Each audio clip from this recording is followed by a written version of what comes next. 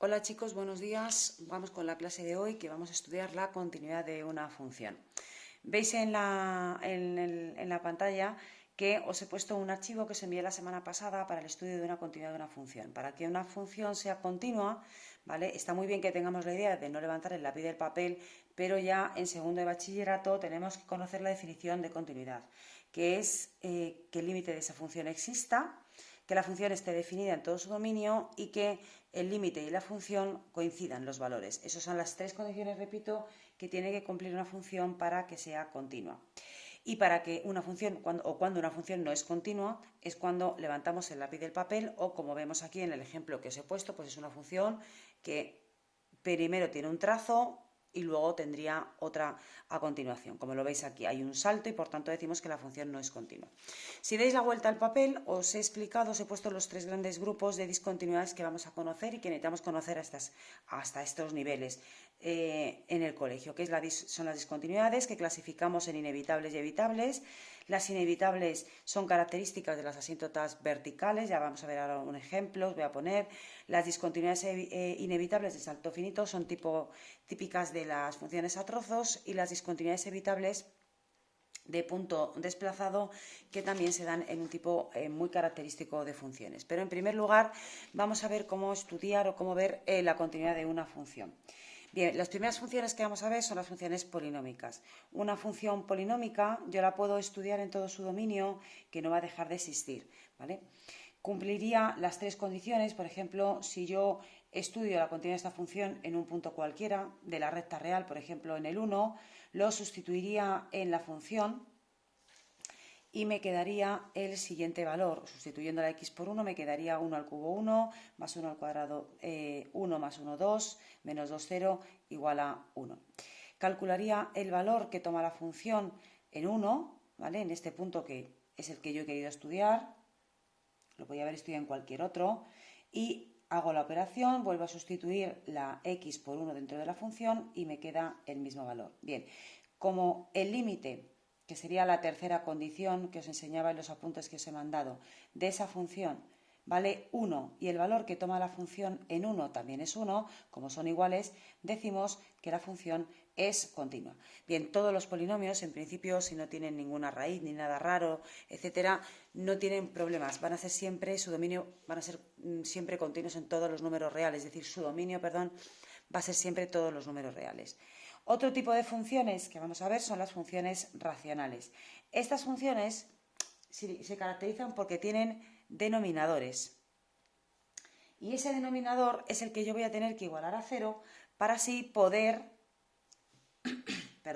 calcular los puntos que puedo excluir del dominio, que van a hacer 0 el dominio. Quiero decir, cuando una función es racional es porque tiene un denominador, y el procedimiento para ver su continuidad y por tanto calcular su dominio es igualar a 0. En este caso se tiene que resolver por Ruffini porque es un polinomio de tercer grado.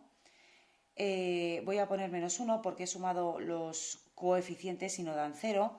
Por tanto me quedaría menos 1, 0, 0, menos 4, menos 4 por 1, 4, menos 4, 0. Bien, este es un polinomio de tercer grado, este es un polinomio de segundo grado. Voy a seguir descomponiendo por Ruffini. Con 2 voy a probar divisores de este término, por ejemplo el 2, 1 por 2, 2, 0 más 2, 2, 2 por 2, 4, 4, y menos 4 más 4, 0. Bien, por tanto, estoy en el polinomio de primer grado, ¿vale? Y ya me quedo aquí. Bien, este polinomio, ¿en qué valores se va a hacer 0? Si yo escribo este polinomio, os decía, como binomios, con las raíces que acabo de calcular por Ruffini, me quedaría x más 1 por x menos 2 por x más 2. ¿Qué valores me hacen 0 este denominador? Pues aquellos que me hagan 0 estos binomios. Es decir, en x más 1, el valor que me hace 0 este binomio sería menos 1. Menos 1 más 1, 0, y anularía todo el denominador. Este binomio que me hace 0 es el 2. Y en este binomio quien lo hace 0 es el menos 2. Por tanto, el dominio de esta función serían todos los números reales excepto menos 2, menos 1 y 2. ¿Vale? Luego, o lo que es lo mismo, mi función será continua en todo su dominio, excepto, o en todos los números reales, excepto en menos 2, menos 1 y 2. ¿Vale?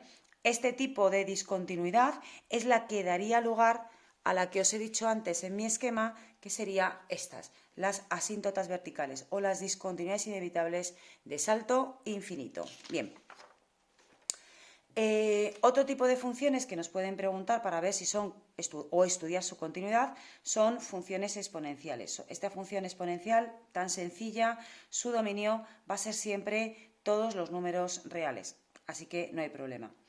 Las funciones, por ejemplo, logarítmicas son funciones un poquito más complejas y sí que tengo que tener mucho cuidado de que no se me haga cero este valor de la x. Por tanto, el dominio de estas funciones va a ser siempre, en este caso, desde el valor que no me haga cero, el logaritmo en adelante. Es decir, por ejemplo, el logaritmo de 0a más infinito. Si en lugar de este logaritmo os pongo, por ejemplo, el logaritmo neperiano de x menos 2, bastaría con ver qué valor me hace 0 el x menos 2, que sería 2. Bueno, pues a partir del 2 sin incluir hasta el más infinito, mi función existiría, una función logarítmica.